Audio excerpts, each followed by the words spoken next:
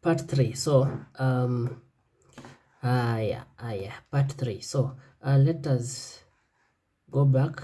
You can see we have a 4-hour engulfing pattern that was invalidated, as I had said before, and then we got a bullish engulfing pattern from support become resistance level at this point right there, and then price moved up with a bullish engulfing pattern, and I've showed you how you will have participated in this trade taking a 5R now. And now we have price coming all the way up to this point, and if I look in the 1 hour time frame, we have a very interesting occurrence happening. You can see this is a bearish engulfing pattern in the 1 hour time frame, and now with this bearish engulfing pattern, you want to look at what level is it reacting to. You can see we have a very massive fair value gaps around this area. You can see these ones. This is where price is most likely reacting off from. So you can mark the first one, and then we mark the second one, and then we mark that. So these two engulfing patterns, these two fair value gaps are areas where price is likely reacting off from in the 1 hour time frame, and you can see it is the top one, and it does that by just a week. These things are not a coincidence, so you can see that it is just by a week that we have this engulfing pattern from a fair value gap in the higher time frame. So now with that in mind, how would someone participated in this 1 hour engulfing pattern as giving us a bearish bias and lower time frame to give us entries? So now with this level, you can see this becomes bearish bias, but now this level is a support, this resistance level. So this resistance level, you can see price came to it at this point and dropped, but at this point, as price is coming here, you want to use the lower time frame to determine whether you can take an entry there or not. And as I have said, these things are just fractal. Whatever is happening in the higher time frame has to happen in the lower time frame. So at this point, when price is coming to this resistance level, we want to see a formation of a bearish engulfing pattern from this support level, and you can see right there is when you see that you have a bearish engulfing pattern. So your participation is right at the close of this bearish engulfing candle.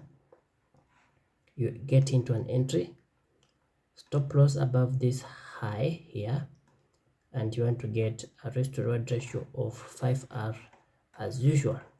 So your 5R gets at this level around there. Now you can see price came and retraced. Now how would you have used smart money concepts to get another entry? Look at this. So you have a bearish engulfing pattern in the 5-minute time frame like that, and then you have inducement right here, and then this inducement becomes liquidity that needs to be swept so that price keeps going lower. And then the next thing we have here is still the same support or the same resistance level right there, and you can see a sweep of this liquidity and price comes to this level, and this becomes your entry at this point, because this is almost zero drawdown entry, and you want to have your stop loss just above this level. You can see this level here. Let us try that and see if we can get it right there. Now with this kind of entries, you want to have a very high risk to reward ratio, because that stop loss is very tight, right? So with that stop loss, you want to use market structure to get your take profits, and I want to show you how you can achieve such high win rates. So that is your final take profit. You can target this as your first TP and probably get this as your second TP and this as your third TP. These are levels where price is likely to react off, so you need to have taken some profits of these markets. So stretch this and you see how crazy this risk to reward ratio becomes to the final take profit around here. And guess what is this risk to reward ratio? This is 18.28. Using Malaysian support and resistance, smart money concepts, and engulfing patterns or candles. So this is how you would have done that or participated in this kind of trade. Yeah, and even as you move, you can see price is just forming more engulfing candles where you would have taken re-entries if you have closed your trades a bit early. So that was a re-entry.